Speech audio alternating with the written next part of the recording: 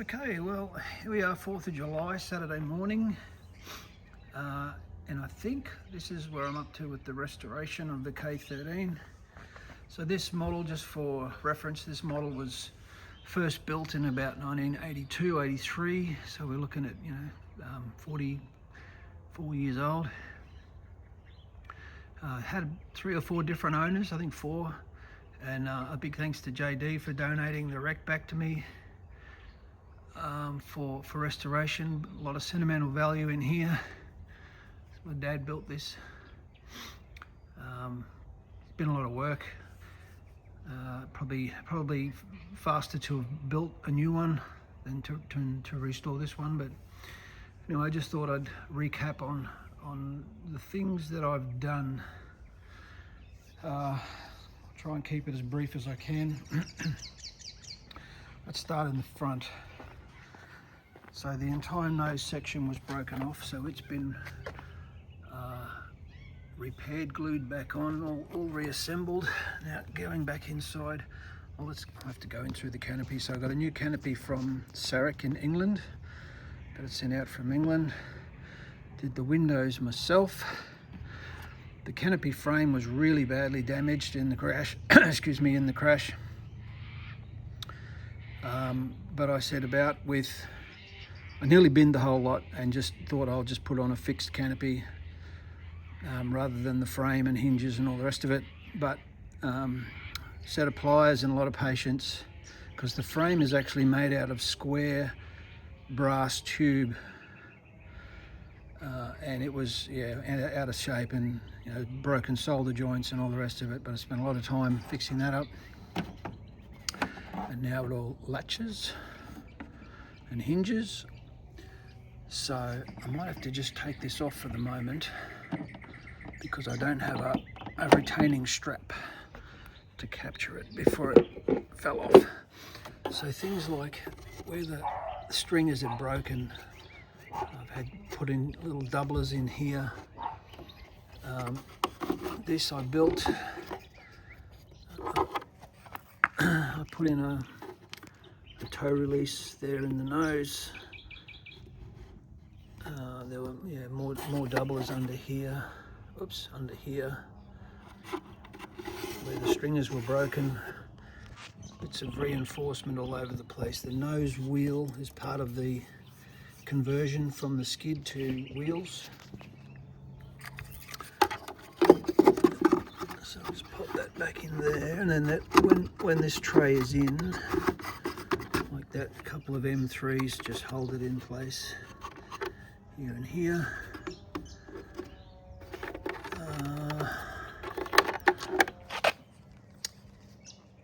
What else? Going from the front. Yeah, so lots of work on the outside now, reshaping the nose wheel conversion.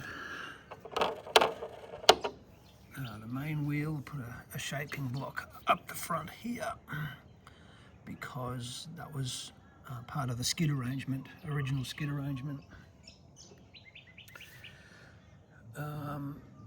In here, this is sort of combines with the wing. That's the straight joiner bar now. That was once bent forward. It had a sweep forward in it to match the wing spars.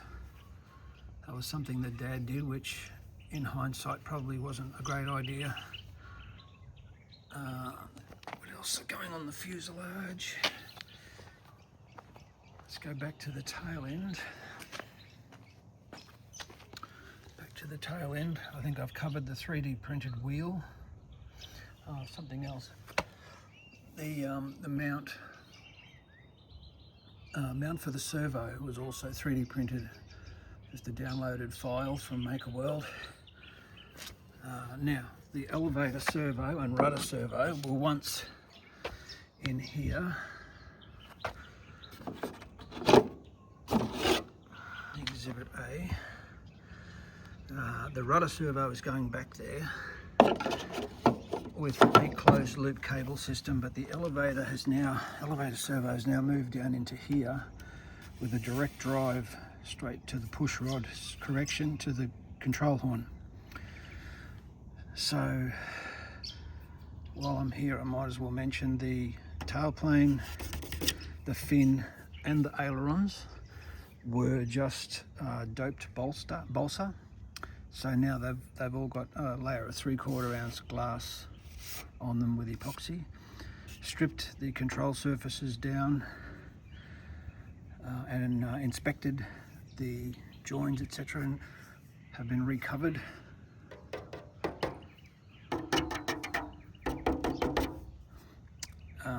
The rudder hinge has 2 points, one at the top and one at the bottom, which is a bolt that screws up from underneath.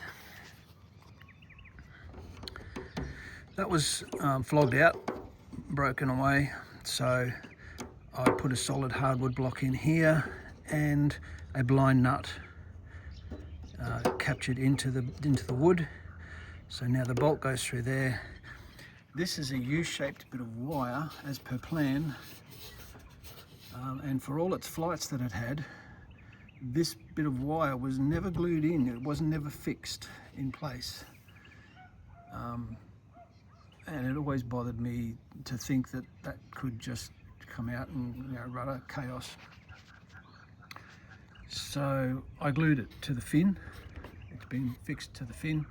So now I can still undo the bolt and pull the rudder out, the base of the rudder out enough so that it comes away from the U-bolt here. I put a piece of brass tube in here as well to stop that from flogging out. Okay, to the wings. Let's start here. So you can probably make out the join there.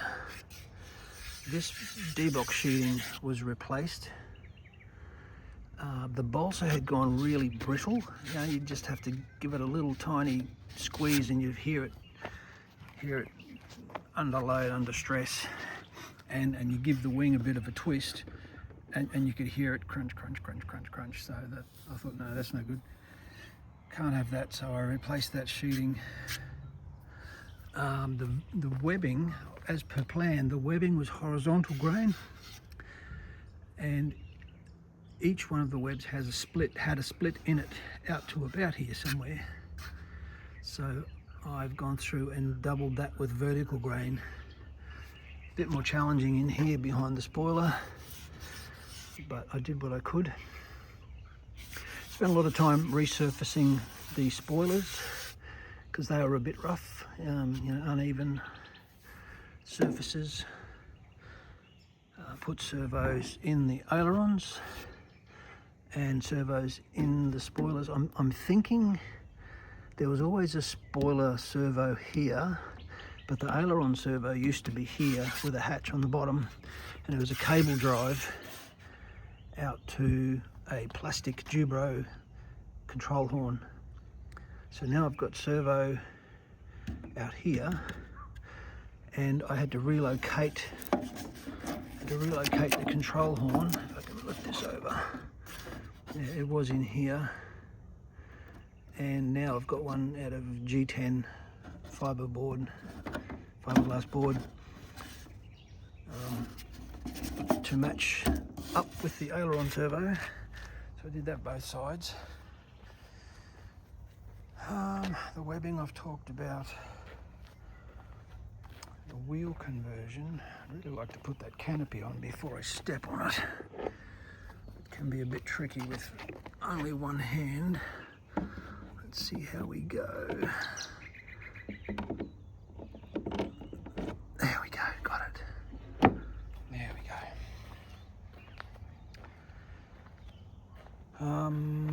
Yeah, servos in the wings. I think the wheel conversion. I think that's come out well. It worked really well.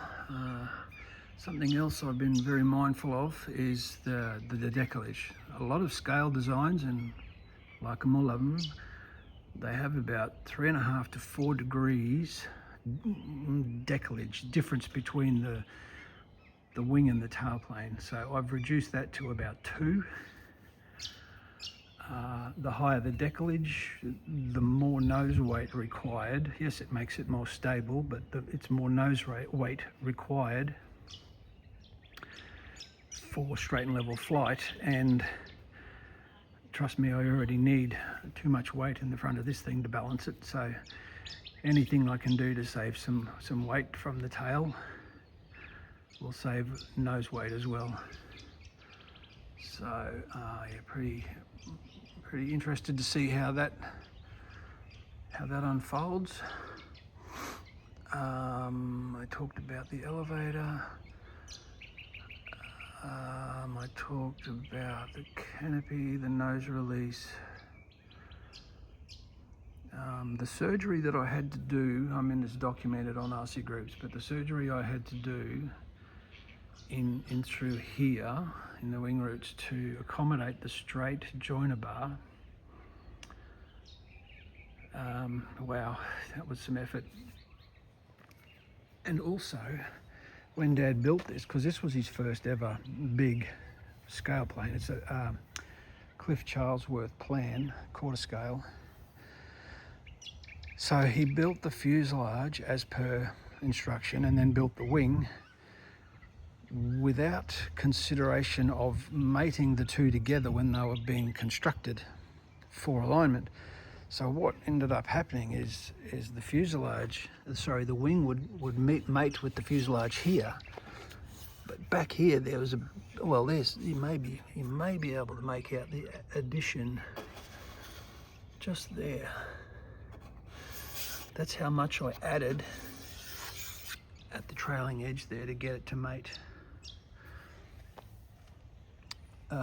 As well as, you know, there's some filling of the fuselage on the filling on the fuselage side, filleting on the fuselage side to lift up the fuselage fairing, but also some shaping on the wing as well. So that was quite a bit of work there. Anyway, I think, what do they say in the full-size home-built fraternity? 90% finished, 90% to go, or something like that. Okay, that'll do it, I think. Over and out.